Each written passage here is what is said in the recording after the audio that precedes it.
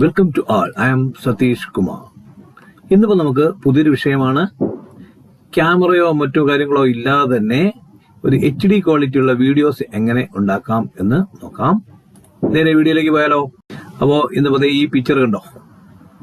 അപ്പോൾ ഇതിനിടയ്ക്ക് നമ്മുടെ സൗണ്ട് ക്വാളിറ്റിയിൽ ചെറിയ വിഷയം വരുന്നത് നമ്മുടെ പുറത്ത് ദീപാവലി തകർക്കുന്നു, അതിൻ്റെതായ ശബ്ദങ്ങളെല്ലാം ഉണ്ട്. ഓക്കെ, നമുക്ക് നേരെ വീഡിയോയിലേക്ക് പോകാം. ഈ HD ക്വാളിറ്റിയുള്ള ഇമേജിനെ നമുക്കൊരു വീഡിയോ ആക്കാം. എങ്ങനെ നോക്കാം. ഇപ്പൊ ഇത് ഇങ്ങനെ മൂവ് ചെയ്യുന്നു, ഇതിന്റെ ഒരു പ്രൊജക്ഷൻ വന്നു അല്ലെ. ഇനി ഇതിപ്പോ നമുക്ക് നിങ്ങൾക്കും ഇതുപോലെ ഒരു ആഗ്രഹങ്ങളില്ലേ, എങ്ങനെയാണ് നല്ല HD ക്വാളിറ്റിയുള്ള വീഡിയോസ് ഉണ്ടാക്കുക, അത് നമുക്ക് മറ്റുള്ള അപ്പോൾ നല്ല വില കൂടിയ ക്യാമറകളൊന്നും ഇല്ലാത്തതിനാലോ അതും അല്ലെങ്കിൽ മൊബൈലിലെടുത്ത വീഡിയോകൾ എഡിറ്റ് ചെയ്യാൻ നമുക്കുള്ള ബുദ്ധിമുട്ടുകളോ അറിയില്ലെങ്കിലോ അതും അല്ലെങ്കിൽ നമുക്ക് അറിയാവുന്ന കാര്യങ്ങൾ വീഡിയോയാക്കി സോഷ്യൽ മീഡിയയിൽ പ്രദർശിപ്പിക്കാൻ നിങ്ങൾക്കൊക്കെ ആഗ്രഹങ്ങളുണ്ടല്ലേ. പക്ഷെ അതിനായിട്ട് ഒരുപാട് വിഷമമുണ്ട്. ഒരു കമ്പ്യൂട്ടർ ഉണ്ടെങ്കിൽ വളരെ നിസ്സാരമായിട്ട് നമുക്കത് പരിഹരിക്കാം. എങ്ങനെയെന്നല്ലേ, നിങ്ങളൊരു കാര്യം ചെയ്യും, പിന്നാലെ പോന്നോളൂ. അപ്പോ ഇന്നിപ്പോ നമുക്ക് ആദ്യം വേണ്ട ഒരു കമ്പ്യൂട്ടറാണ്. നമ്മുടെ കമ്പ്യൂട്ടറിൽ അതിൽ വേണം PPT അഥവാ പവർ പോയിന്റ് പ്രസന്റേഷൻ. നമുക്കിവിടെ നോക്കാം.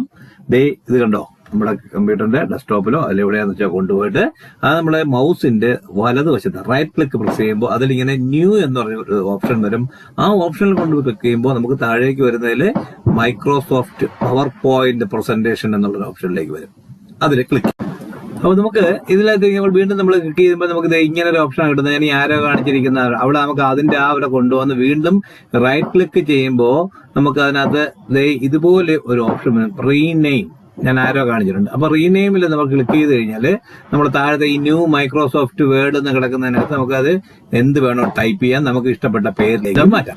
നമ്മൾ വീണ്ടും അടുത്ത ചെയ്ത് കഴിഞ്ഞാൽ വീണ്ടും നമ്മൾ എൻ്റർ ചെയ്ത് കഴിഞ്ഞാൽ വീണ്ടും അതിലേക്ക് കൊണ്ടുവന്ന് ഡബിൾ ക്ലിക്ക് ചെയ്യുമ്പോൾ ഇങ്ങനെ ഒരു സ്ലൈഡ് ഓപ്പൺ ചെയ്ത് വരും. Click to add first slide. ആ click to add first slide എന്നുള്ളതിൽ വീണ്ടും ചെയ്താൽ നമുക്ക് ഇതുപോലെ ഒരു ഓപ്ഷൻ തുറന്നു കിട്ടും. അപ്പൊ അവിടെ നമുക്ക് ക്ലിക്ക് ടു ആഡ് ടൈറ്റിൽ, അതുപോലെ സബ് ടൈറ്റിൽ, നമുക്ക് എന്ത് വേണം വെച്ചാൽ നമുക്ക് നമ്മളെ ഇഷ്ടപ്പെട്ട പേരുകൾ നമുക്ക് അതിനകത്ത് ടൈപ്പ് ചെയ്ത് കൊടുക്കാം. വീണ്ടും നമുക്ക് ഞാനിപ്പോ ഇവിടെ സതീഷ് കുമാർ ചെയ്യുന്നിടത്തു സബ് ടൈറ്റിൽ ഒന്നും ഞാൻ കൊടുത്തിട്ടില്ല. ഈ പറഞ്ഞ ആരോസ് എല്ലാം ശ്രദ്ധിച്ചോളുക. നമുക്ക് എന്ത് ചെയ്യാം, ബോൾഡ് ആക്കാം, കുറച്ചുകൂടെ കംപ്രസ് ആക്കാം, സൈസ് 60 എന്നാണ് സൈസ് കൂട്ടാം, ഏത് ഫോണ്ടാണ് വേണ്ടതെന്നുള്ള സ്റ്റൈല് മാറ്റാം, സെന്ററിലോട്ടോ സൈഡിലോട്ടോ മാറ്റാം. എല്ലാം തന്നെ പച്ചയിൽ കാണിച്ചിരിക്കുന്ന സേവ് ചെയ്യാൻ നിങ്ങൾ ആരും മറന്നു പോകരുത്. ഓക്കെ, നമുക്ക് അടുത്ത ഷോട്ടിൽ ബാക്കി അടുത്ത വീഡിയോയിൽ വരുന്നവരെ കാത്തിരിക്കുക, സഹകരിക്കുക. വീണ്ടും കാണാം. Good bye. Thank you.